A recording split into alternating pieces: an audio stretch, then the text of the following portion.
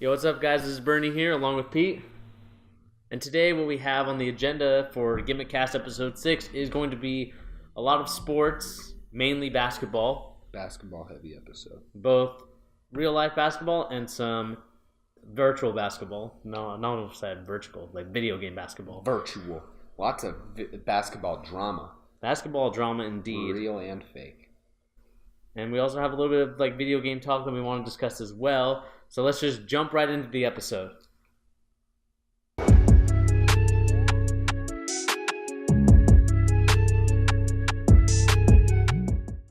All right, first topic for the day. We want to start with real life basketball.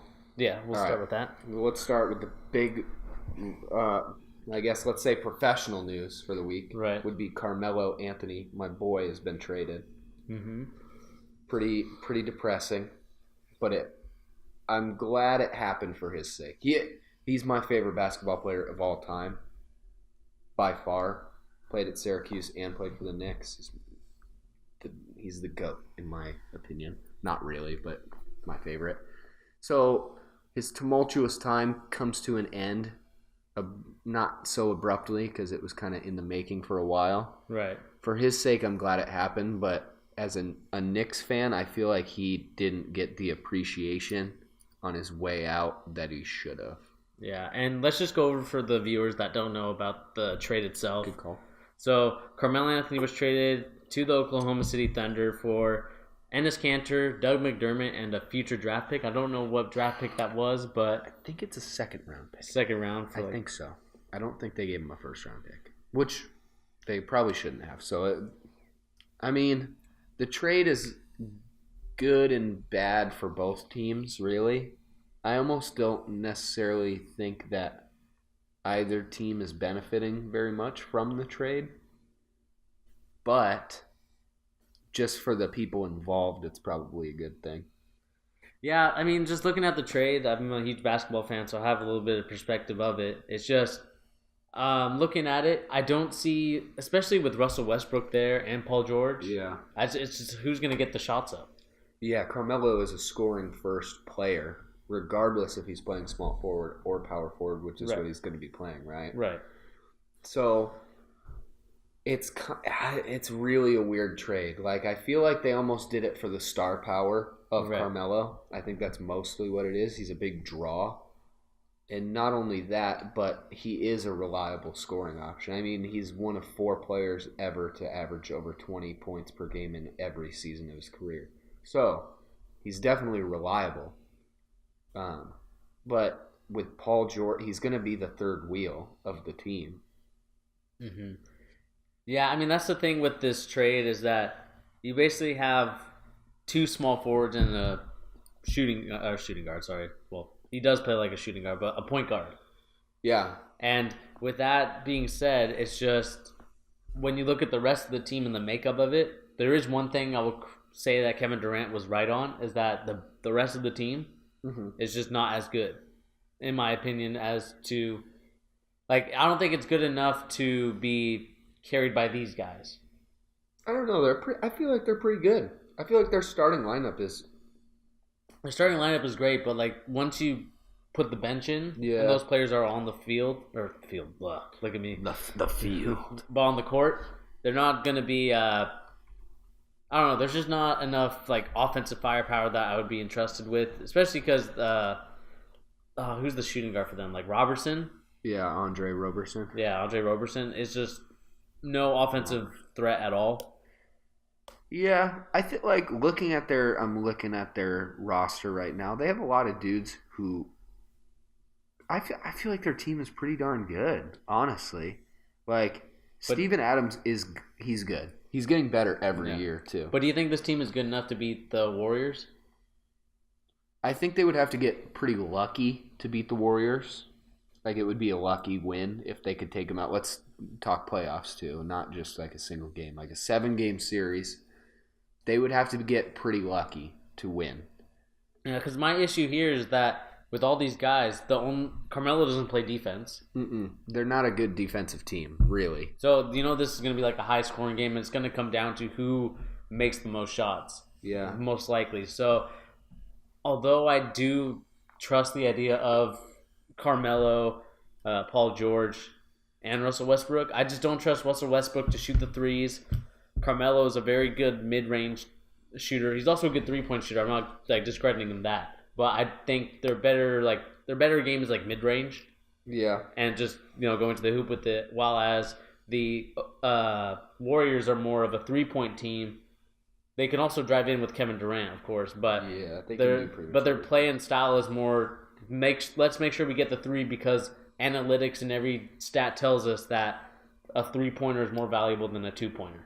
Yeah. Like I said, the game that series would really depend on who's, for lack of a better term, in form at the moment, Right. like who's playing good. And if Carmelo can play to his best scoring efficiency wise, there's no reason they couldn't keep up with the Warriors, So, I mean, it really depends on how both teams are injury wise when it comes down to the playoffs too. Right.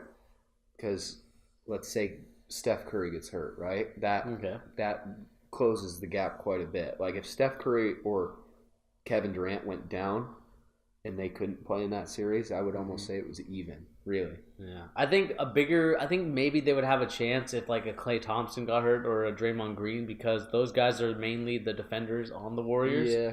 So I think you would have a better chance at beating the Warriors then than you would if you had unhealthy like Steph Curry or I can see what you're saying. But I mean, this trade for New York. I mean, what's going to happen with them? What's their direction that you? I mean, see? it's definitely. I think this trade benefits New York a lot more than it does Oklahoma City. Wow. In the sense that Carmelo is not getting better. He obviously doesn't have, at this point in his career, what it takes to carry them to the playoffs. Right. That's Porzingis' job now. So it gives us a better chance of developing into a better team because we don't have the veteran in Carmelo Anthony who demands scoring as much as we used to. Mm-hmm. So it opens up a lot of options for Porzingis to get better as a scorer and just an overall player because he's going to have to do more. Mm-hmm. And just the team in general. I mean, the Knicks are pretty young at this point. Mm-hmm. And they're going to keep getting younger, really, like as we stack up all the draft picks and stuff like that. So really, it's going to end up benefiting us in a couple years. We're going to be probably pretty bad this upcoming season. I haven't watched enough of Enes Kanter to know how good he is. Is he good? He's more of a offensive player than like anything else, so you're not getting any defense from him.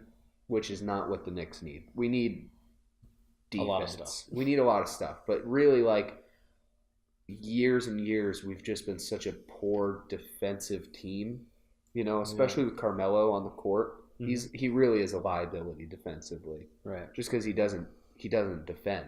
So we just need to get some better scorers. Like Doug McDermott is a great pickup, though. I think he's a great pickup. I don't know. Not as far as the trade is concerned, but he's definitely a good role player for the Knicks, which is not necessarily what we needed. But if you think about all the intangibles of getting rid of Carmelo, it's more important than who we got back for him. Right. Saves us a lot of money. Like I said, you get the developmental stuff out of it too. So it's going to be a good thing for the Knicks in the long run. Short term, they're going to be even worse than they were because he did help us get wins. Yeah, I mean, the only thing I would say about the Knicks, though, is that what I think they should really focus on now is not giving out bad contracts.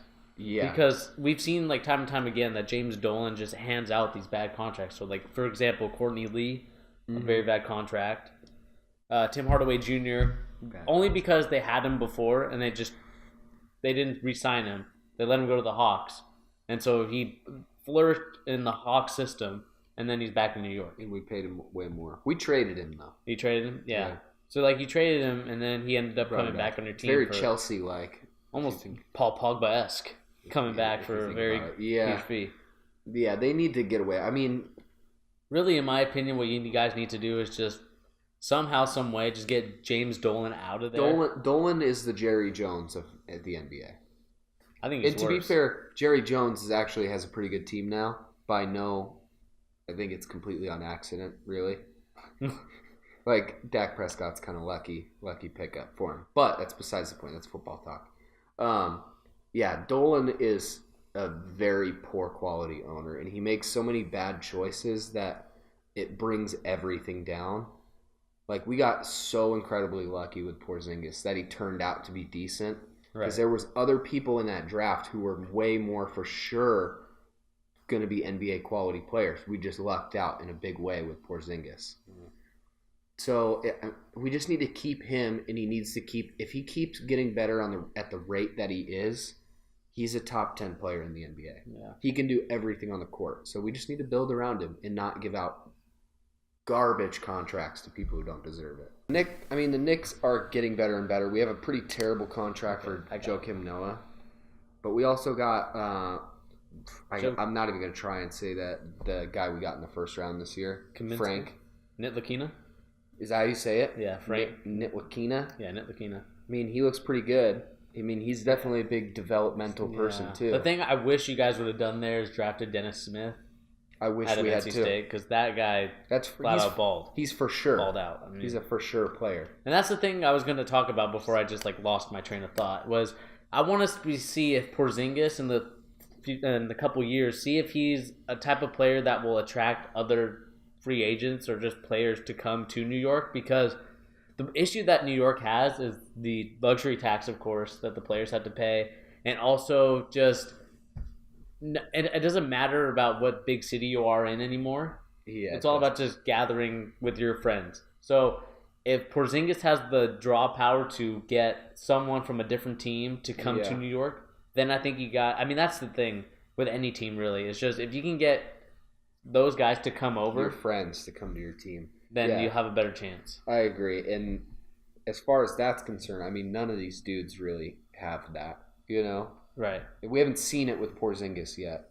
The thing that I will say as far as this team is concerned is let's say Frank Ntilikina turns out to be as good as they thought he was when they drafted him, right? He turns out to be the Porzingis style of player, and he comes out as full potential as he could. So you have him and Porzingis, who are both very young. Porzingis is 21 years old. He's been in the league 2 years, It sets up a really good long-term game where you have another young player whose contract just ended, and he's they're pretty young. We could do some special things there. It's kind of like the Timberwolves effect, right? Right. Which seems more like some people gathering to be friends, but Jimmy Butler decided to go there, Exactly. So it could work out as far as the quality of young player they have, but they're not going to be good for a few years. Yeah. That's going to be the only issue. Also, I don't know. Do you guys have a first-round pick this year? This upcoming year? Yeah. Maybe? I don't know.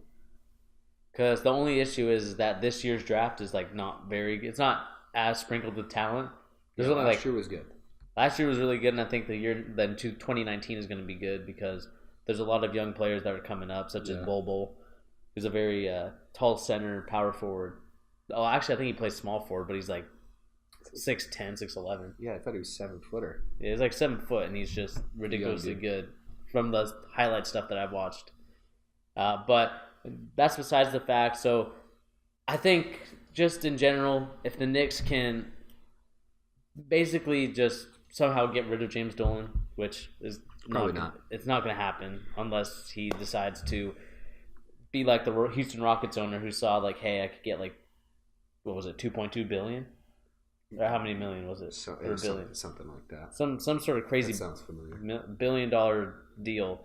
Then maybe something will happen, but until then, I'm just worried about the Knicks because they used to be the history about them and just the history of basketball in New York in general is so revered because, being a basketball, looking back at basketball stuff, I like to, it's just looking where it came from in Harlem, how the Knicks used to be revered as one of the best teams. The Knicks are the team, really. Historically, they're up there, other than maybe the Celtics. Yeah. It's the Knicks and the Celtics, but the Knicks have just had such a tumultuous 21st century as far as bad quality is concerned. Mm-hmm. So, I mean, and upside for me, right, is if Nitwakina, Frank, comes out and he balls out, like, we have a pretty good chance to be okay, you know? Yeah. Which is better than it has been in a while. We just haven't had a point guard in so long that's good. You know? We had Raymond Felton, Jeremy Lin, and Derrick Rose way after he was good. That's pretty poor lineup of point guards. Exactly. You know? So I would love to see Frank come out and be good. If him and Porzingis could be dynamite together, you know? Because isn't Frank? He's big, isn't he? I think I want to say he's like 6. I might be thinking of somebody else, but I thought he was pretty tall. While we look that up, let's talk about another big move in the NBA. Dwayne Wade. Dwayne Wade, yeah. That's confirmed, right? That is confirmed. He's on the team. They've had a Snapchat together. Drinking some wine. Like a little bit of Sex in the City. They do remind me. That's funny. Dwayne Wade and LeBron, especially when they were on the Heat together, remind me of like the NBA Sex in the City or like NBA Housewives of New York. I mean, they are. I mean, basically LeBron James, Dwayne Wade, Chris Paul, and Carmelo. They're the boys. They're the boys. They're man. the house husbands of the NBA. Exactly. But yeah, I mean, that's a big kind of trade. And not a big trade, but a big signing. Big signing for the Cavs. It kind of makes me second think about the Celtics, just like not saying running away with it, but definitely I thought the Celtics had the upper hand, but now I think it's very evenly matched. You thought the Celtics were already ahead of the Cavaliers? Yeah, I just thought that because of the way that Isaiah Thomas is not healthy yet, and it'll take him a while to get back into a game. I mean, maybe I'm being a little biased, but honestly, I would take a LeBron team with him and 4 mannequins over basically any team. Yeah, but the thing is with LeBron though, he needs to win championships. It's now that time. I mean, I'm not saying because he's already won his championship. He won one in Cleveland, and I think winning one in Cleveland is ridiculous. He won 2 in Miami too. So. Won 2 in Miami, but he got his championship in Cleveland. But now I think he just wants more. He just wants to chase that ghost that he's been saying he's been trying to chase since he entered the league. Jordan. Yeah, I think this move, Dwayne Wade, and we talked about this a few podcasts ago in the NBA Top 100 list, might be the most underappreciated player in the league at this age he's at, because he's still really good. Right. He's way above average as a shooting guard in the league. Mm-hmm. But they signed him for such a little amount of money because he just wanted to play in Cleveland with LeBron. Right. And he doesn't need money anymore at this point. So I think it puts them, it honestly, in my opinion, might put them over the Warriors. If you take Isaiah Thomas, and I'm supposing that he comes back 100% healthy at some point in the season, that team, to me, probably will end up at least on par with the Warriors as far as the win column is concerned. Yeah, I mean, the only thing, though, about that is the Warriors didn't really lose anybody, and they've gained a really good player in that Oregon kid. I can't remember his name. I can't remember his name either. But is a power forward center from Oregon, and he is really – I think it's Bell. Jordan Bell? I believe it's Jordan Bell. I'll find it. His name is Jordan Bell. Yes. Yeah, so Jordan Bell. Since I used to film for the University of Utah, so I watched him play a lot. Mm-hmm. And this kid, like, it's just flat out just gets the ball. Yeah. Like, his passion to get the ball is, like, on par with, like, Draymond in terms of just, like, the way that they give out energy. Yeah. And I mean, continue. No, I was just saying, like, I just see that they've gained someone that's really good. They haven't really lost anybody. And I don't see the Warriors really – I'm not going to say they're going to go, like, 82-0, but I do see them almost – rivaling their what was it, 73-9 record-breaking season. Yeah, the record-breaking season. I see them like almost to that point. There's definitely a good chance that they do it. I mean, man, I'm such a Warriors hater, so I feel like really biased talking about it because I don't want to choose them for everything like everybody else does because they really do deserve to be the unanimous pick to win everything. Right. As long as they keep 90% of their roster, there's no way they shouldn't be the top team in the NBA. But I don't know, man. I feel like there's just so much personality on that team. And we've seen some other teams with a lot of personality that should be great, not be great. You know? Yeah, I mean, like the Lakers team that had like Gary Payton, Karl Malone, and Shaq and So Kobe. like who knows what happens with this team if they hit like a slide of losses, you know? I mean, that's the thing though about. It's kind of crazy to me because in order to keep these players, you have to pay a certain luxury tax, Yeah. and How do they afford that shit? I think you're allowed a certain amount. Mm-hmm. And because I think Curry was not on his, I think I don't know if he's still on his rookie. No, I think he just signed. He just signed the biggest contract, right? I believe so. So he signs a really big contract. I think Klay Thompson is still on a decently sized contract. Draymond Green got his a couple years ago. I mean, when you pay that luxury tax, the owner's only thinking about one thing. Yeah. And that's winning. And as long as the money keeps going up in just basketball in general, the more I think this Golden State Warriors owner is willing to pay. I mean, they make so much money. And they keep getting big contract deals for like advertising stuff. Yeah. Didn't they get that giant Chinese tech company or Japanese tech company? Did you read that? I didn't. They read got about like $80 million to put a little logo on their jersey for the season. Oh, yeah. I mean, there's some teams that have like They got one. Sponsored logos. I mean, some of them do, some of them don't. I just read that they just got one, like Yeah. $100 million contract or $80 million contract. Yeah, but I mean, just going back to the point of Cavs versus Warriors. I mean, I feel like it's going to be another round of it. Yeah, the only chance is like Boston just dominates, Right.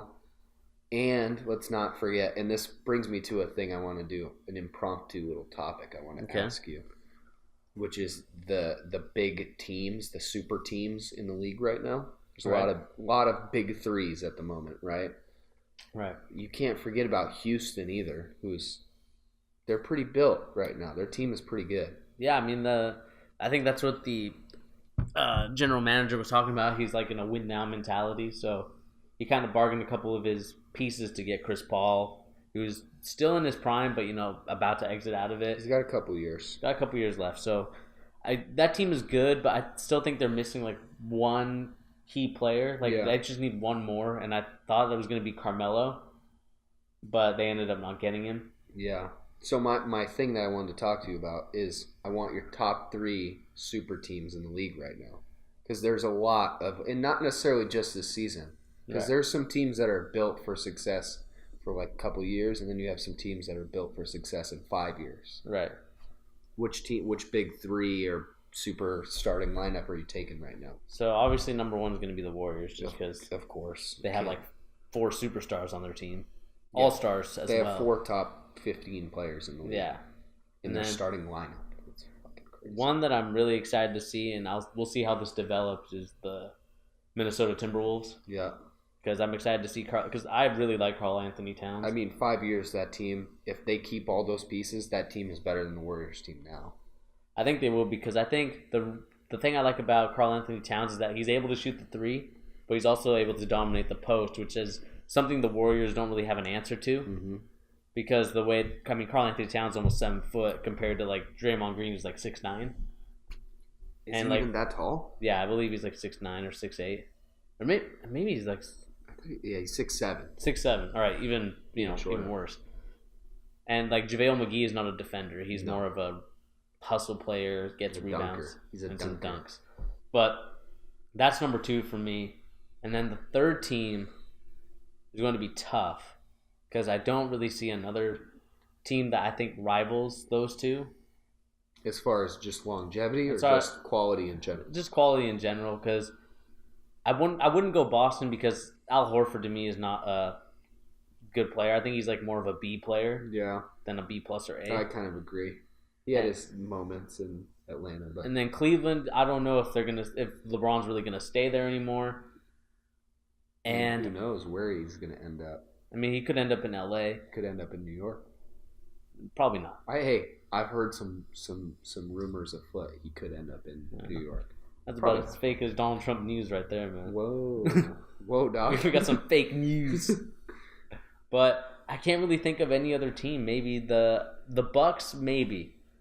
Only because I like Giannis. If Jabari Parker can stay healthy, because he's had a lot of knee injuries. He's legit, too. Then I think maybe Milwaukee could be the third team. Milwaukee. Or even, I want to say the 76ers, only because I really like Joel Embiid and I like his presence on Twitter. He seems like a very likable guy, charismatic, but I'm worried about the health of Joel Embiid because I think he could be a very beastly player, but if his knee is not what it was, or not, it's not his knee, but his foot, because he's had a lot of foot issues with in the past couple of years. Yeah. I'm just hoping that he stays healthy because I think that team could really make some noise. Yeah, that team's pretty good. So I'm going to take Golden State, obviously, number one, even though I hate all of them. 2, I wanted to choose the Bucks, but I'm going to be different just for the sake of being different. I'm going to say the Lakers, and I hate the Lakers. I just don't like California teams in general. But the Lakers, I think they're built for success. In probably 3 years, their team's going to be really good. Okay. And that's not even counting the fact that they're probably going to get LeBron. Everywhere I read, it's pretty much like... Yeah, he's going to L.A. He's probably going to go to L.A. If he goes to L.A., they're the best team in the league. They're better than Golden State. Better than Golden State? I would say so. Just because it's LeBron mentoring a bunch of young world-class talent players. Right. Like... You saw how much better Kyrie got in his time with LeBron. Like, I could see genuine strides of improvement with him. Right. Just imagine what Lonzo Ball could do with him. Yeah, especially since he is a pass-first point guard. And then the Lakers have a first... Don't they have some extra picks coming up in some drafts? I thought they did. Maybe I'm wrong, though. I don't think... Maybe they have an extra first round, but it's like a late first round next year. Well, regardless, I think their team, their young talent is really good. And if they get LeBron, asterisks on my pick. Because if they get LeBron, they're making my top 3. Okay. Third pick, I'm going to take the Celtics, which I thought you were going to take for sure. I think their team is really good. Their team should be really good for 5 years at least. Right. Because Hayward and Irving are both like 25, 26. Yeah, and like the reports are, from what people have been watching them, like Gordon Hayward and Kyrie, they work really well together. They're a well-oiled machine, and I really like Brad Stevens as a coach. Brad Stevens is really good. I think he's a great coach. Honestly, my pick for the next young great coach in the NBA, it's him. Brad Stevens, okay. I think he's a better coach. Controversial point, better coach than Steve Kerr. Steve Kerr was gifted a world-class team, the best team in the NBA. Therefore, it made him a good coach. Right? The only credit I'll give him is keeping them all together as a unit. Are you sure it's not coming from a saltiness because you didn't go to the Knicks? Maybe, dog, maybe. No, but honestly, I do think he was gifted a really good team. Therefore, he became a great coach because of it. It's like Phil Jackson effect. I think I would agree with you, but after a couple of years of watching it, I think he's actually a really good coach. I think he's a good coach. Definitely a good one. When I first thought of it, I was like, okay, maybe Mark Jackson made the... I mean, Mark Jackson obviously made the team in terms of bringing the guys in. Yeah. But I think Steve Kerr, kind of like what a Pep Guardiola, Zidane Zidane, those kind of like managers in football that we see. Yeah. I think what he does is that he meshes the personalities and he's able to coach them like a fine old machine. And, I mean, as you can tell, they already have 2 championships because of it. Yeah. I just like what Brad Stevens has done with the Celtics. Like, when he got there, they were pretty bad, Yeah. Yeah, the only thing with being a Celtics fan, it's just kind of, I'm still skeptical a little bit because we've had so many, like, first-round picks stocked up, and we didn't do anything with them. All right, guys, we're going to go to our next topic, which, professional basketball... Semi-professional basketball. Semi-professional. There's money involved. There is money involved, and that's going to be the NCAA basketball scandal with a couple of the coaches from around the country. So we had the USC assistant coach, I think the Auburn assistant coach, and then Oklahoma State. Yeah, one of those coaches, and then also an Adidas executive. Can't forget Louisville. Louisville, of course, with Rick Pitino. Yeah. Cheater. So basically, what happened was that there was some money given to the kids, the high school recruits that were coming in to go to a certain school based on an influence. Yep. And one of the things was with Adidas, especially, was that they gave money to family members so that the kid would go to an Adidas sponsored school. Okay. And it was probably like harder to track than them just paying the kid, right? Right. I mean, I'm so torn in between things, right? Because really, I don't see the problem with paying kids to play basketball in college. Like, they should make some sort of money in every sport, really, you know? But when every other school isn't allowed to do it, it's obviously cheating, you know? And with a top caliber team like Louisville, USC, even Oklahoma State is a top caliber, not necessarily basketball, but they're a big school. Then what was the other one? I can't remember what the last one was. There was another school. Regardless. Nah, I said that one. I don't remember what the other one was. Regardless, I mean, it's cheating, you know? Right. And especially for Rick Pitino, who I dislike greatly. I mean, it's just par for the course for him, you know?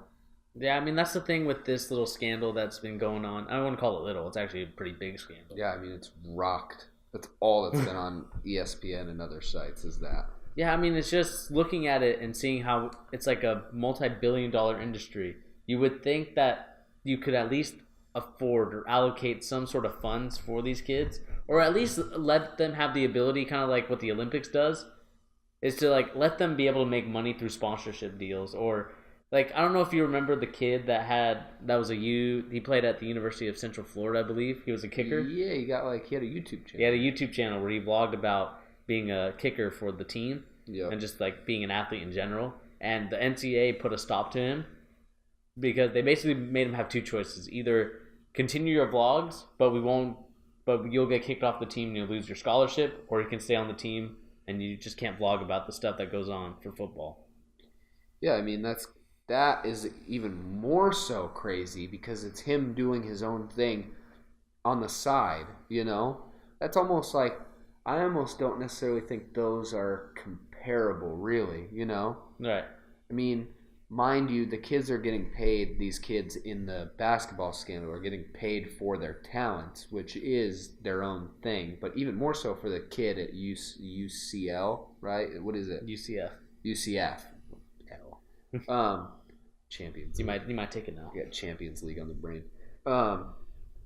Like, that kid is just doing something completely besides football. I mean, it has to do with his football career, but the NCAA isn't losing money because of that, you know? Yeah, it's kind of weird to me that, like, we live in America where we're told that money is everything and, you know, we can make money any way we can. Yeah. And if people, like, will come and flock to the product, then let them come.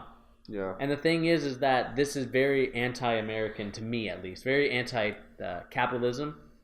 Very anti-socialism. Yeah, anti-American dream, that's for sure. Yeah, it's just very ridiculous that these kids who put their blood, sweat, and tears into this have to basically, some of them won't even get to the NBA, of course. But, you know, they put their hard work into it because they want to make the league. Yeah. And they just aren't able to get paid just in case nothing happens to them. Yeah. You know, the one that I always come back and think of is, what was that guy on Louisville? Speaking of Louisville, the guy Ware, the guy who snapped his leg in half on live TV. Is like Andre Ware or something? No, like that's like an old school football player. Is that who that is? Yeah. It's Ware, something Ware. Let's figure out what this guy's first name is. Terry? Kevin Ware. I said Terry for some reason. I was thinking Terry Rozier. I thought you were thinking Terry Bradshaw. No. Kevin Ware, when he broke his leg, snapped it in half. I mean, he was lucky enough to come back, and I think he played again. He played for, like, Old Dominion, I believe. He transferred out. Yeah, but, like, you're telling me that kid doesn't deserve a few fucking dollars? Are you kidding me? He snapped his leg in half worse than anybody I've ever seen for a college basketball team in what's essentially a league that refuses to pay them, to the point where they will threaten players if they keep, I mean, that's the NCAA, but it's the same thing, really. They threaten players who are trying to make an honest buck doing their thing that they're going to be kicked off the team and lose their scholarship, you know? Yeah. It's just like it is crazy to think of, you know? But it's like just the corruptness in general, you know? Mm-hmm. Because I think the corruptness is very, like, just embroiled into college sports, really. Yeah. And the thing that I find stupid about like basketball really is that they're not there's no I mean there's two options that you could have here. So one is it's a one and done. So you go 1 year to college, or really it's one semester, but you go one semester of college and then you go to the pros. Yeah. The other thing is to go internationally. And once you're done with high school, go play international ball in China or Europe. in the Middle East or Europe, and you hopefully get drafted that way, but you don't really get that many looks unless like some sort of crazy talent. But there's no, I don't understand why there's no option to just kind of go out of high school to the league. Yeah, I mean it just reeks of like the NBA has a deal with the NCAA so that they get money from these good players being in their league, you know? Right. But then that league gets angry at players who get money to go to a school or make money doing whatever it is that they make money doing. It's just like, how do you expect these kids to do that? Let alone the fact that the NCAA college basketball system thrives off these one-and-done players, and they know it. Right. Like, it lives off of those talented players who come in for a year and then go straight to the NBA. So how is it fair to those players who you know are big revenue makers as far as people tuning in to March Madness and other games throughout the season, and then you don't give them anything? It's just it's craziness, you know? Yeah, and like the thing is like, you know, the argument's like, oh, you know, we give them education, we give them room and board, but to be honest, some of those kids aren't really there for an education. Not only that, but if you're putting as much time in as it takes to make it to the NBA or the NFL, you're not focusing on school. Exactly, because I used to work for the football team at the University of Utah, and I see these kids, it's basically like working a part-time job, or even worse, it's working almost a full-time job. Oh, because you have to be there at least 40 hours a week. For sure. Dude. Practice, early lifting sessions. You have to study at least. I think they give you like an hour to study. Yeah. Well, I mean, then take into consideration the dudes who are hardcore, like going to the NBA. Those dudes study even less. You know. Think of Fab Melo. Fab Melo. Now he's dead. Oh. Abrupt stop. Back to the discussion. That's our rest in peace, Fab. Sorry, buddy. Yeah. Rest in peace. Salute to him. But just going back to this little issue here is that what I don't understand about the NCAA is that they claim that amateurism is what thrives, or not what thrives, but like it's the basically core essential of college sports. Okay. Because what happened was that I did my little history research on it, is that they used the word amateurism as an excuse not to pay them back in the day, because they were, players were really good and they just didn't want to like pay them any money. Yeah, I mean, let's just think of some of the players that are coming out of the league in 1 year after their college. Like some of those dudes, like Karl Anthony Towns. Let's just use him. He didn't need to go to Kentucky. Yeah, is that where he went? He went to Kentucky, right? He didn't need to play in Kentucky. He could have gone straight to the NBA and been fine. But instead, he went to Kentucky. They didn't win the championship that year, did they? But he made it like this Kentucky team incredibly better, made them a lot of money because he's so good. And he didn't make a dime, just played a year at a college level that he was above already. Right. And now he's in the NBA making money. It just seems like you're wasting a year for these kids who don't get paid and they're not learning, you know? Right. And the thing is what I don't understand either is I would rather, like for the shoe deals that, with the scandal with Adidas, I would rather the shoe companies pay these athletes just straight up right away.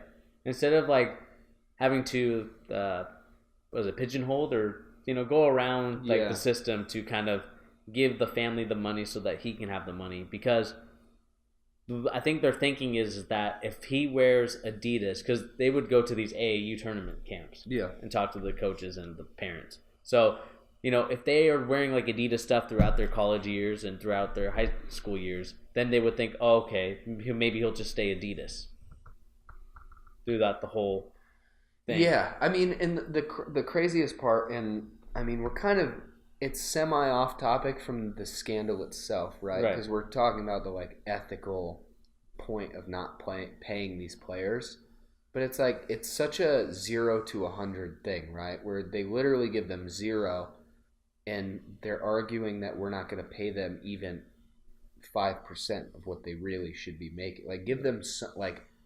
$1,000 a month or something, you know, just in money, so they don't have to, work a part-time job and go to school and do another full-time job, which is being an athlete. Yeah. But then, like, let's go back to the original topic we're discussing, which is the scandal, like conspiracy theory time. Okay. These dudes got caught doing their thing. There's no way that there's at least 15, 20 other schools who obviously recruit players and pay them. Well, yeah, I mean, that's what the FBI was saying. The FBI says we have more information on these schools that are doing this. Yeah. So if you just want to turn yourself in, just give us a call and we'll go easy. Like, that seems like a blind threat. You don't threaten somebody if you have all the information to do it, right? Yeah. That's just like a tactic saying like, oh, and so I'm accusing a team and a coach of doing something. Let's just say Kentucky, Calipari, right? Right. Obvious candidate for being in league with shady tactics as a coach and a recruiter. Even though we don't know, they haven't said anything about him or Kentucky. But the thing is, like, they obviously seem like they do. The talent they get every year in and year out. But they didn't come out and say anything. There's no reason they wouldn't have if they had the information. So for me, it seems like these teams and just the system in general is like, all right, everybody knows this is happening. Let's punish these people, Yeah, exactly. And then just sweep it back under the rug. Like Rick Pitino is very, very well known, but he's an obvious candidate to take the fall, He already has a lot of other things going on that he could lose his job for already. Yeah, I mean, he should have already lost his job after the prostitution stuff with the kids. I mean, I think, how do you not know that you're bringing prostitutes to a college dorm? It doesn't make any sense, Like, he should have lost his job like 2 or 3 times before this. And then also the extortion from that equipment manager's wife. I mean, it's just par for the course as far as his career is concerned and his shady tactics. So, like, from the business of NCAA, from their perspective, it's like, hey, Rick Pitino is probably on his way out soon anyway. Right. He has enough shit going on where he's screwing up. Let's just say, hey, Rick, we're going to throw this on you. Mm-hmm. See ya. You've got money. We'll help you out if you need help, right? Right. And I'm being conspiracy theorist right now, right? But then you have a bunch of assistant coaches from other teams. Yeah. Like, it happens every time something like that happens. Do you know where those guys are going to end up in a year from now? They're going to be like some team. Coach for the NBA, because the sanctions levied against them in the NCAA don't apply to the NBA. Exactly. So some dude high up in the NCAA is like, hey, we have some information about a ton of people. If you take the fall, I have connections in the NBA. Let me get you a team and you can be a coach there. You'll probably make more money. So just take a year off with your family and then you'll have a job. And that's what I think is very scummy about it. Going to the Rick Pitino thing as well and these assistant coaches is that I listened to this on the Colin Cowherd show. Yep. Because I enjoy his opinions and stuff like that. And the thing he said is that these guys aren't in it to help improve the kids. They're not in it to help them as a basketball player, as a man or a woman. I don't know if there might be, women basketball scandals too. But they're not there to help them grow as a person. They're there just to make money. Yeah. And the thing is that you don't go into coaching for the money. The thing you go into coaching for is to help kids be better people and better at the sport. Yeah. And, it obviously shows that Rick Pitino doesn't care about the kids. It shows that Obviously not. It shows these assistant coaches don't care about the kids because they're like, hey, just come to our school and we'll give you this money on the side. It's like, no. Yeah, it's like, and that's the thing I see too is like, just gonna go back to Kentucky because they're a team that hasn't been sanctioned or nobody's in trouble at Kentucky yet, right? They get all these players, they bring them in, presumably and probably paying some of their families to come there. You have to assume, right? Right. The level of recruits they get year in year out. They bring those kids in knowing full well for most of them they're not going to get the playing time that they deserve as a quality of player they are. Right. Meaning that they're not going to be as good for the NBA as they could be if they went to a team where they would be a star, you know? Mm-hmm. And that to me is like, that makes sense for an NBA level team where you've reached the pinnacle point of your playing days, right? Not necessarily quality wise, but you can't go to a level above the NBA. But in college basketball, why are you going to recruit a team of top class recruits to your team so they can sit on the bench, other than the fact that you want to win way more than you care about the players getting better, you know? Right. And that's kind of like the thing I also listen to on the show is that, like, if you really love the sport and you really love coaching, the money will come to you. There's no need to kind of like shortcut your way to get money. Yeah. And especially with coaching, because coaching is like some people take it very seriously. Like, I would say that Coach K from Duke, although, you know, they haven't had any scandals, I believe. He's like one of those players before like the one and dones happened. He was one of those players that cared about his coaches because there's a story that he didn't put the championship banner up until every one of his players graduated. Yeah. I mean, he does seem like a dude that fits that mold. And I'm a giant Syracuse fan, so does Jim Boeheim. Like, he seems like a coach who's kind of like that too, you know? And I could be totally wrong about Coach Calipari, however you would want to say his name. Yeah. I could be wrong about him. Honestly, you reach a certain level of coaching, especially in basketball, I feel like, where you can recruit any player you want, really, if you focus on that one player, you know? And I think that's the thing that gets these teams in trouble. Like, Rick Pitino could get almost any player he wanted to come play with him if he focused on that kid, you know? Right. Because any kid is like, oh, man, Louisville is a giant school. Rick Pitino is an extremely well-respected coach as far as his coaching abilities are concerned. Right.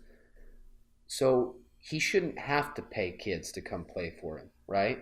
Not at all. It shouldn't be a thing. He shouldn't have to hire prostitutes to come to his kids' dorm rooms, you know? Yeah, I mean, that's the thing that just makes me upset about Rick Pitino, because I actually liked the Louisville team before the scandal and just all these issues that came up with it, is that you have all this, you know, the school prestige itself is there. You're a well-respected coach among your peers, and a lot of the kids go to you because they respect your coaching and your coaching ability, but you just show us that, like, no, we shouldn't respect you at all. We should just say that the only reason why you have any of these kids now is that you used prostitution, you used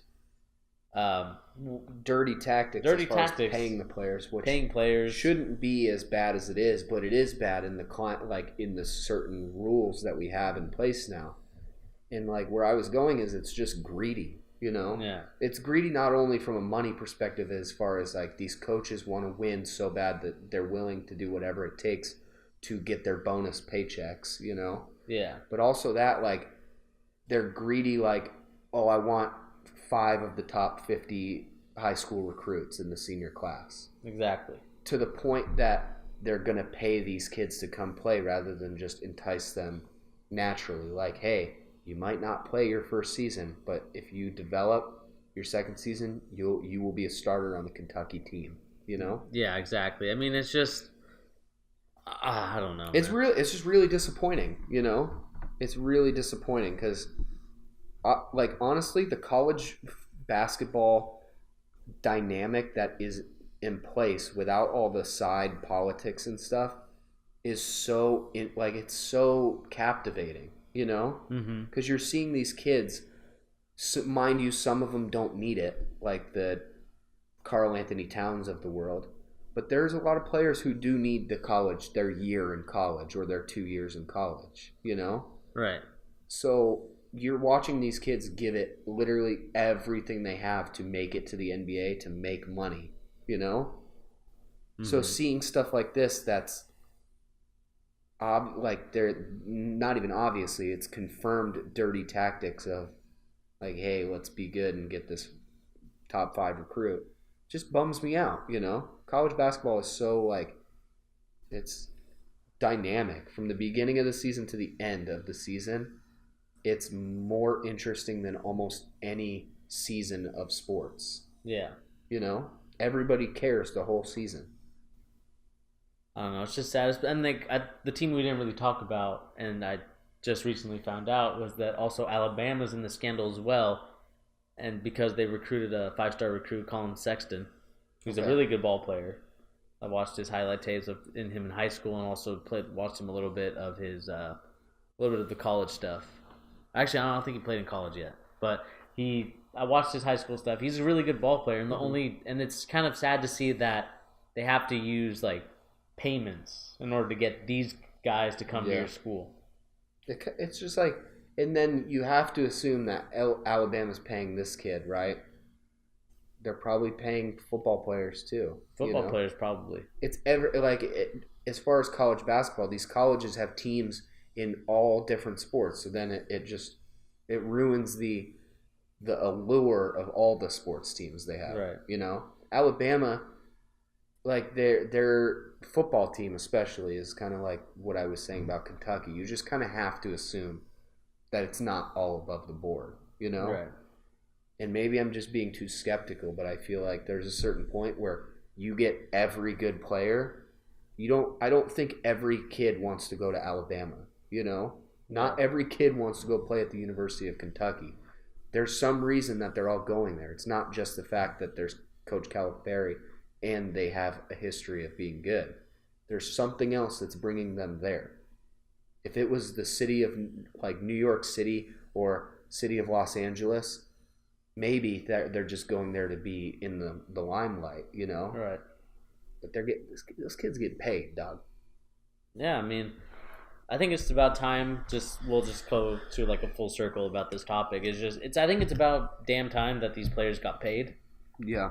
And I don't want to hear the arguments from the people that complain that these players get paid while they're taking out loans and stuff like that, and like in college and stuff. Mm-hmm. I mean, the thing is that these players really didn't grow up with anything. Like, if you think about like the demographic of like what players are actually playing these sports, I think it was 83% of them are African American. Yeah. And you know, some of these guys don't really come from the richest part of wherever they're from. Yeah. And so, you know, they're trying to find any way to get out of their situation that they're in with their families. Yeah, and like what we were talking about a little bit ago is like that's the worst part about the college basketball system is you force these kids to play a year when for some of them they don't have a year to wait financially, you know? Some of them they've done everything in their life to get to the point where they can make enough money to pay for stuff for their family. So it's kind of like the whole, and this is my last point on this whole topic, is it's like it's a two-edged sword, or however you want to say that, you know, where I want to see players in college basketball and football get paid, but it has to be fair for every team, because there's plenty of teams who don't have the money to pay for players and they don't want to break the rules, you know? Right. So it needs to be a unified system. And as long as the rule is you can't pay your players anything, there's always going to be teams paying players. Yeah. Always. It's never going to go away. Yeah, and it's kind of the funny thing is that like the people that found out about this scandal was the FBI and not the NCAA itself, because they turn a blind eye to everything. It's just very stupid to see that, man.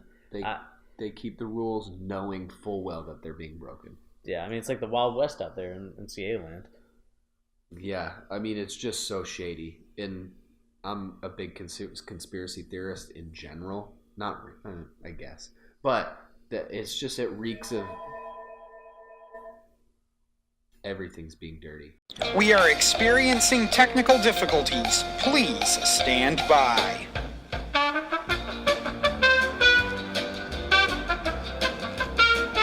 All right, guys. Next topic is something that we're gonna burn a bridge with this but this community manager, if you want to call him that. I mean, give me 5 minutes with him. I might burn some bridges with a lot of people.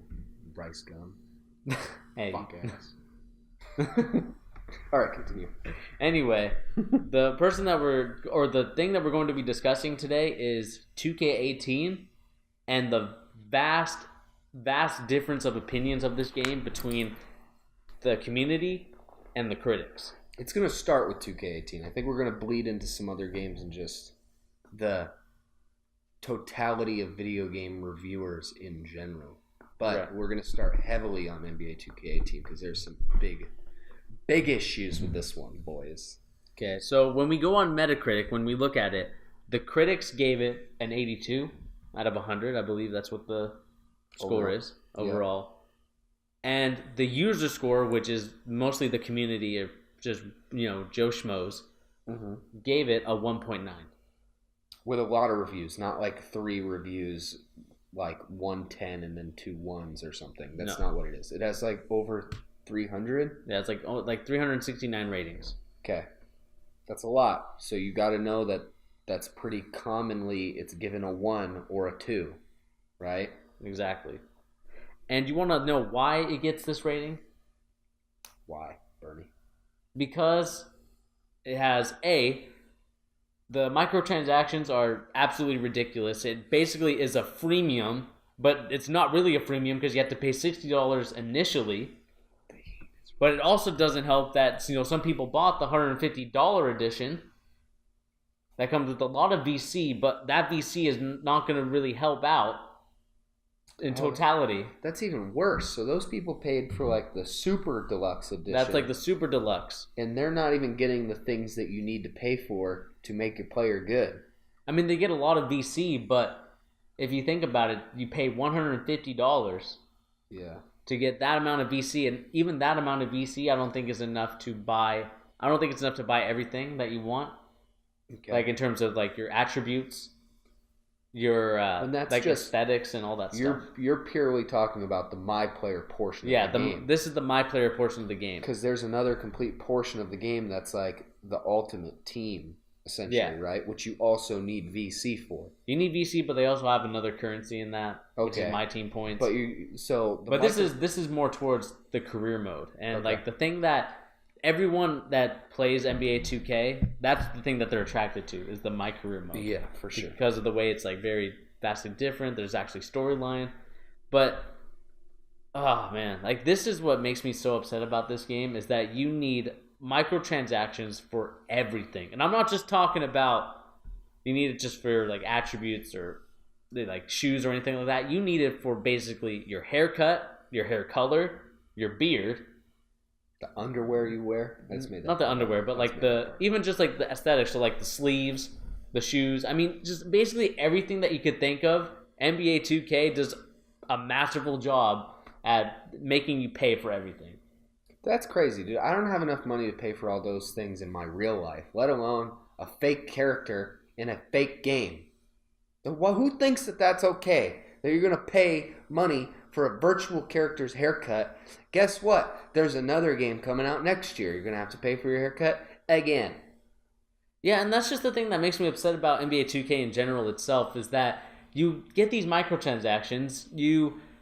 Let's just think about it logistically here. So most of the kids are probably going to buy this game are, younger kids usually. I'm not saying that not their whole audience is younger kids, but there's a lot of young kids that buy this game. Yeah. They only buy the $60 one because their parents usually just buy them only $60 worth of games. For just like one disc. They don't not gonna get the deluxe edition or anything. For most people it's like a birthday or a Christmas gift. Yeah. And like adults are not gonna like the working adult that doesn't like make YouTube content or anything like that is gonna also be paying just $60. Yeah. And continue. The thing is that before I just go on a tangent and you can go, but the thing I don't understand is that you start off with 6,000 VC. So they give you 6,000 VC to do whatever you want with it.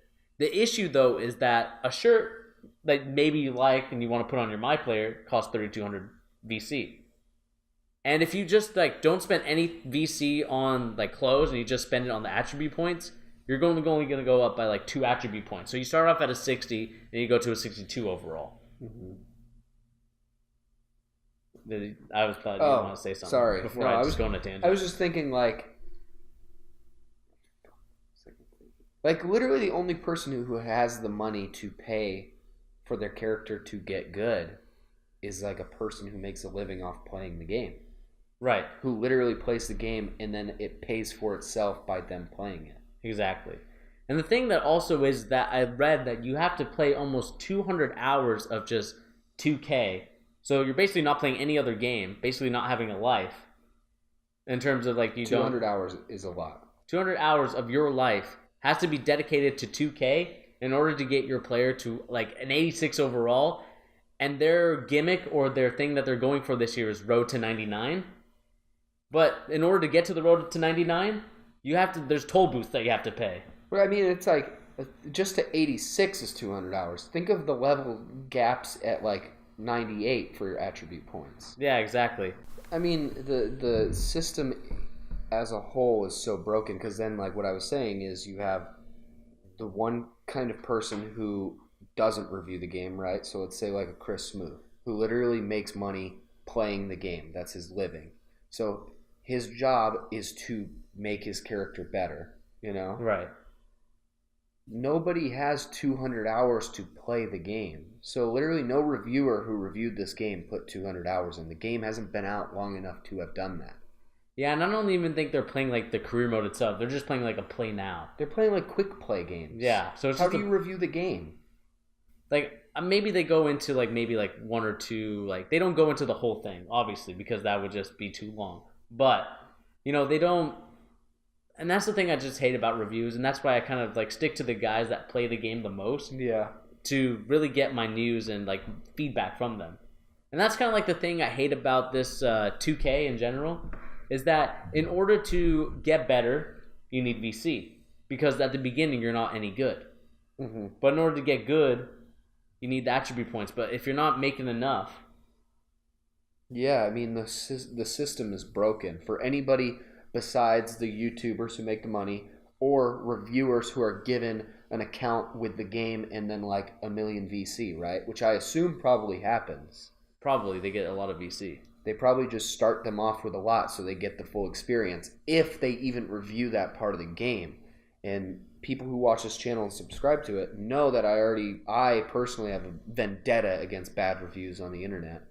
But like this 82 meta score, so that's their aggregate score from professional critics on well-established sites who got the game. Those people either didn't play the My Player at all, or they were given access to parts of the game that you need to pay for that most people can't pay for.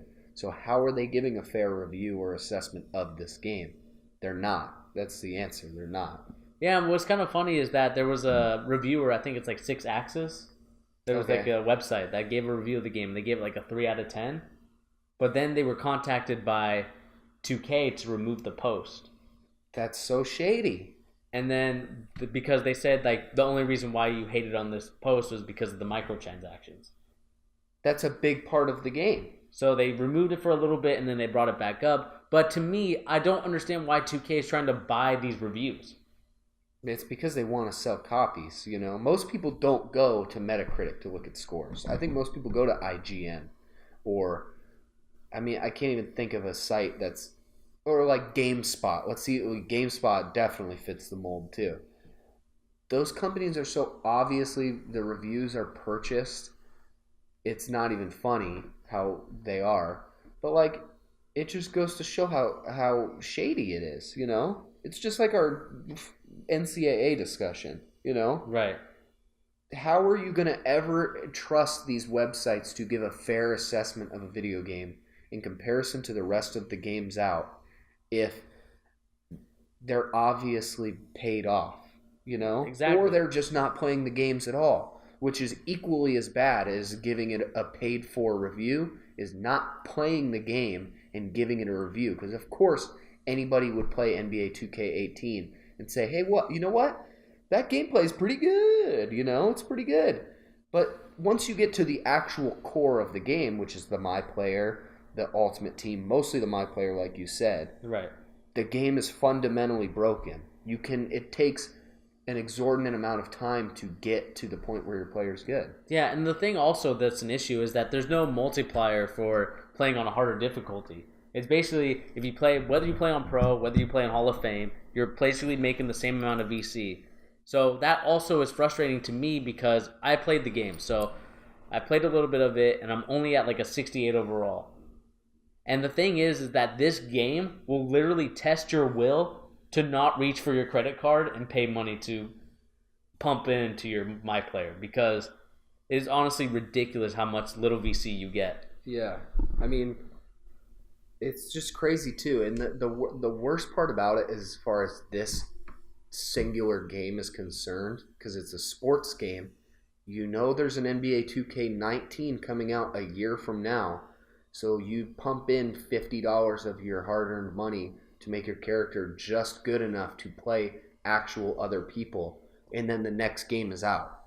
Or you've actually grinded to the point where your player is good, and the new game is out. It's been out for 6 months, Yeah, and just like my analogy, like I talked about, I think it kind of got under the rug, but it's just, if they say it's a road to 99, so a road to 99, people when they do road to glories, like for FIFA and stuff like that, they start out with 0 coins, 0 everything, no money into the account, no nothing. They play games and keep doing this stuff. Well, if it's really road to 99 for NBA, why are you going to stop me every time at a toll booth and saying, hey, you could either grind out, take this long road, take a lot of booths, or you can go through this other toll booth where you just pay a small time fee of $20. Even $20 won't get you anything for your My Player, but you pay $50 for VC, and you get to at least a decent rating where you can basically earn enough VC to get better and get more stuff. Yeah. I mean, and this game, if you mind, move on to some other examples of this. Right. This game is just another line or example in the line of bad critiques, or obviously paid for critiques that influence people to buy a game that's not what it's advertised to be. You can't play My Player in NBA 2K18 and do very much of anything in a reasonable amount of time for the $60 you paid for the game. Exactly. And then you have games like Mass Effect Andromeda, which I was talking to Bernie about. He never played it, but I paid for it. I got the deluxe edition the day it came out. IGN gave that game a 70 or a 7 or a, what was, I don't even remember, a 7.7 out of 10. Game is fucking broken. It doesn't even work, and it's panned across the board by actual people who paid for the game at their house and played it. It's not good. So these review sites who claim to be legitimate reviewers of games and play games, it's I've come to the point in my life where I literally don't trust any review of a video game on the internet. Is that bad? No, I think it's fair. It's a fair assessment because, to be honest, even someone that has 100K viewers on YouTube, or just some YouTubers that do reviews of games, can also be easily influenced by a company. Easily. And that's kind of the sad thing about it, is that luckily I've seen some reviews of NBA 2K where they actually give a pretty reasonable, coming from a fair-minded, not from a fan, not from a developer, just straight in the middle. He could see both sides of the issue, and he still gave it a not pick up. His rating was good, bad, terrible, and then not worthy of picking up. So we gave it a not worthy of picking up, but he also said that, I've seen in the 2K games, is that the gameplay is good. I like the way that you're able to, it rewards you for playing good basketball. Yeah. But the issue is that your player is not good enough to do anything. Can't make jump shots. Your layups are not, like, even with just a little bit of contact, you miss your layups. Yeah. I mean, there's just so many, like, there's a litany of different reasons that I can come up with where basically every review on a big reviewing website or a website that does critiques of games, there's one of 15 different reasons that the review is probably garbage, you know? Right. You have people like the Cuphead reviewers who, like, have never played a video game before. You have people who are obviously paid. You have people who have never played the game and are writing a review of some gameplay they watched, you know? It's just like, that's just 3 quick examples. Every review on the internet, especially for blockbuster titles, right? Sports games, the big FPSs that come out every year, Assassin's Creed, those games are like, the reviews are, they're just hard to trust. Because then you go to these websites, and I guarantee you that IGN has, their review is pretty good, right? 8.4 of NBA 2K18. Guarantee you they were advertising that game on their website too. Maybe not now, but the week it came out, I guarantee you if you went on there was ads for that game. How do you have a fair assessment of a game when you're advertising that game on your website? I mean, it's not fair at all because you obviously have some bias towards the game. And obviously, like, the goal of the companies is to sell the game and any way they can to get a good review or get people to get hyped about the game, they're going to do it. Yeah. But I don't know, man. I'm just tired of this too. And it also doesn't help the fact, and not to get off a little bit of topic, is that in 2K, they released the game too early, like most developers do because they want to get those holiday sales. Yeah. And the game was broken. The game was absolutely broken. My players were getting deleted. So even if you spent your $50 on VC along with your My Player earning it, it's gone. Completely gone. People have been issuing and serving tickets from the 2K thing. 2K servers or support team has been saying, hey, give us a ticket. But some of these people haven't gotten responses for like 5 or 6 days. And the thing I hate about it the most, and the thing I want to burn a bridge with, is Ronnie, because Ronnie 2K is not a good community manager at all. He doesn't care about the community. He doesn't listen and talk to them. He's more of just a clout chaser with NBA players. He'll take pictures with the modern-day Maharaja Jinder Mahal. He'll be pictured with, like, Isaiah Thomas or the Carver star Kyrie Irving. He doesn't care about anything but making the 2K game look good and not actually listening to people when they have real issues. Of course, he gets annoyed because, I mean, it's a running joke because the servers of 2K, of NBA, are terrible. Like NBA Live? No, not NBA Live. Oh, 2K? NBA 2K. Okay. So the servers aren't really that good. There's sometimes they're okay, sometimes they're not, and a lot of people complain about it. So, and the thing I got really mad about was they put that joke in a game. They said, "Hey, how about you fix your servers?" as like a little joke Easter egg. That's in the game? That's in the game. Dog, are you kidding me? What? And instead of and the thing is, it's like not even responding to people, but you see people complain about this stuff. There's issues with the game. I'm not saying every game is perfect, but there's issues with the game, right? And the thing I hate is that Ronnie 2K doesn't say, hey, we're trying to work on it. We're doing a couple different things. Instead, we get pictures of him with Kyrie Irving eating dinner at a nice steak filet mignon. I'm not defending Ronnie 2K because I don't like him either. But at the same time, he's not the guy who's fixing servers or writing that joke in the game. That fault is on the staff of 2K making the game. Well, that's just... Sorry. No, you're fine. I just think it's like that. I didn't even know that joke was in there. That is egregious that they're making a joke over a thing that plagues all their games that come out. Because I asked if he was talking about NBA Live. I know NBA 2K servers are god-awful. They always have been. So to make a joke over this thing that you could fix, not only you just spend a little extra money to get the servers, or go and ask a company who knows how to do it, Mm-hmm. You don't see Activision put out Call of Duty, which I don't even like that series, but their servers are never bad. Maybe for the first day, then they fix them. 2K servers are bad the entire longevity of the game. Yeah, I mean, the thing is that there's error codes. that like sometimes there's like where you can't even the thing is like for these server error codes is that you have to play like a quick play game to like get the updated rosters to like get the online servers back. Okay. Which is very stupid in itself. That's pretty stupid. That you have to play a quick play game in order to get into your online stuff. Very dumb. And the thing that I just don't like is that does Ronnie maybe he relays it to the team and the team just laughs it off.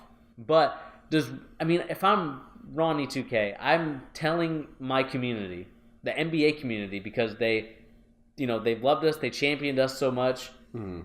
They just laugh in our face and spit right all over us, because I just don't like the fact that they don't discuss the real issues, especially with this my player deleted stuff. Yeah. I mean, they were tweeting at him over and over while he's tweeting about having lunch with the modern day Maharaja, Jinder Mahal, and gotta clarify that. Gotta clarify it. But he deserves respect. But like I said, I mean, it's just you need to answer when the community has a really big issue where this isn't just like a one-person thing or a two-person thing. This is like hundreds of thousands of people having this issue. Yeah, your game is fucking broken. Like, fix your game and have some dignity, And say, hey, we're working on it. But to say it right away, I mean, he waited a couple days after he had pictures with NBA players, with wrestlers, to discuss that, hey, we have a solution for your my player. This is what you need to do. I mean, it's obviously, still not fixed though, and it's still not fixed because some people are still having issues, and you still don't answer those tickets.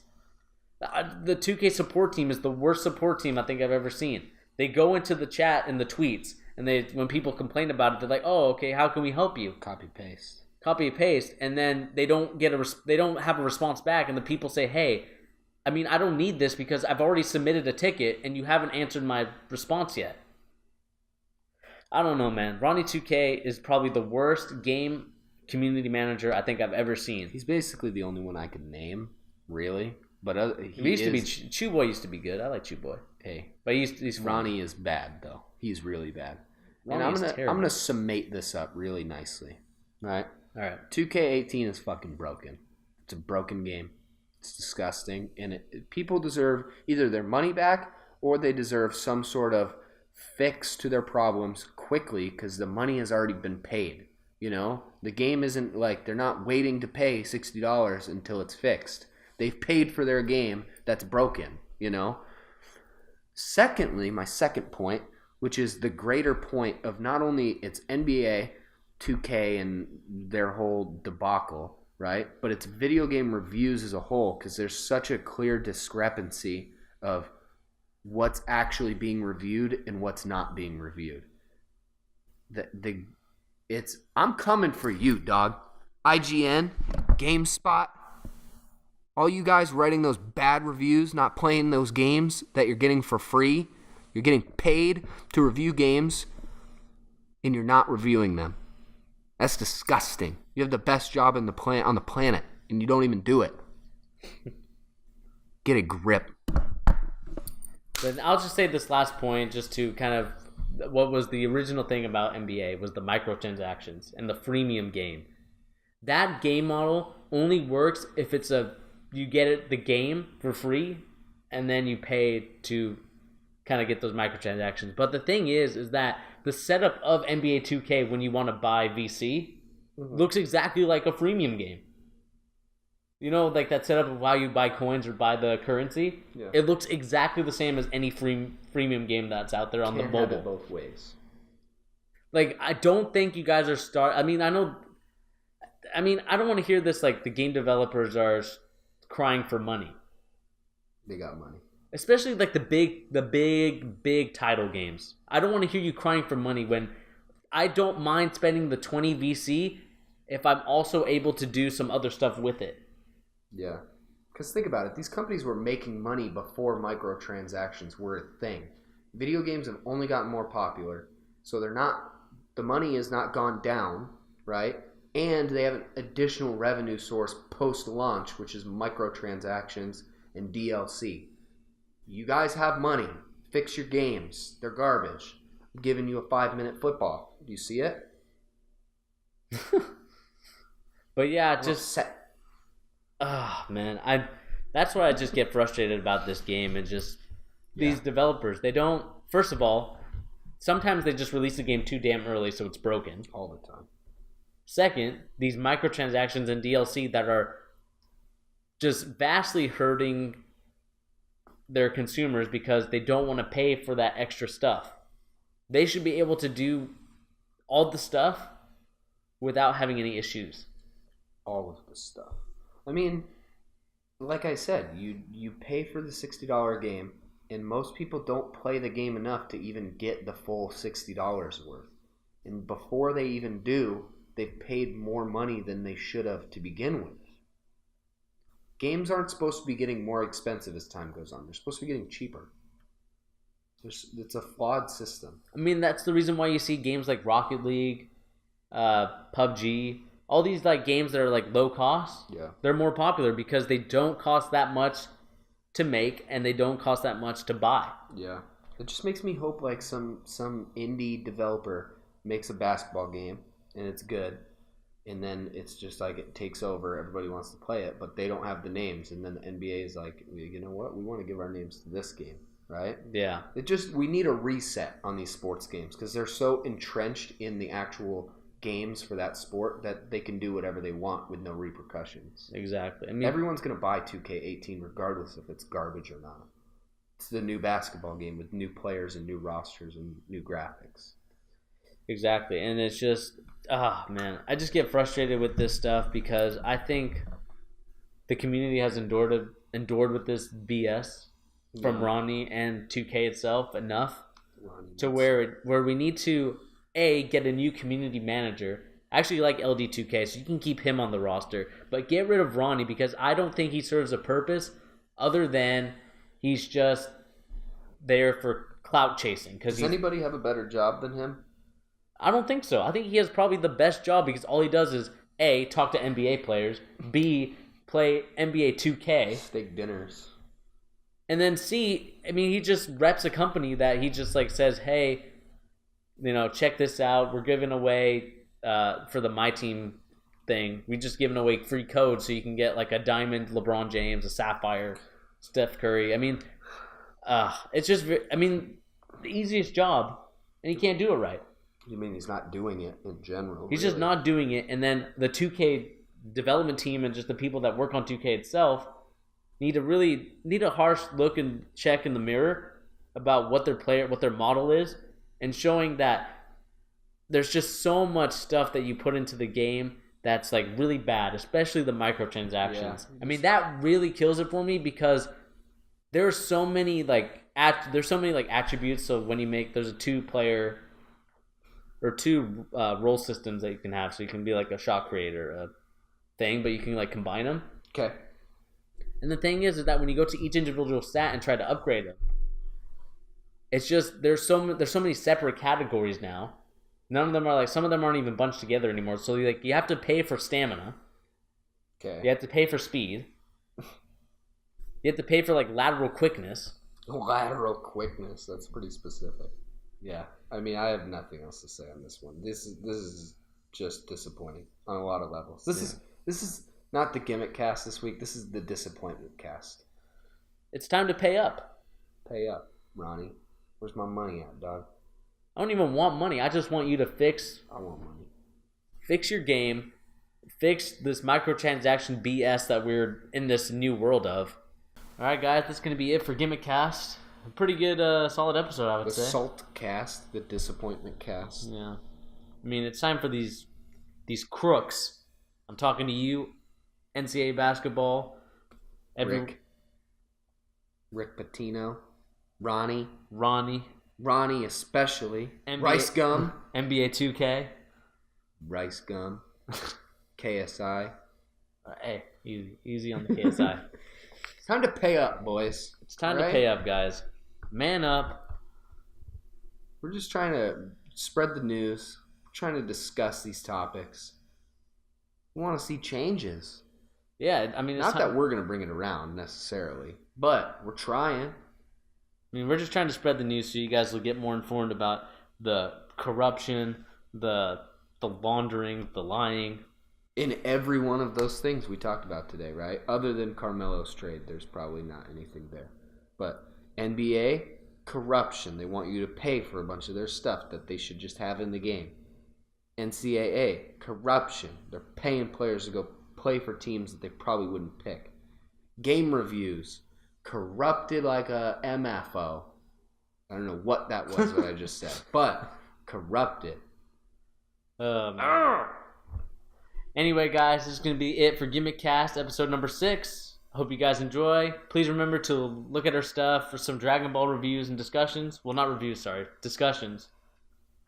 From our boy Peter over here.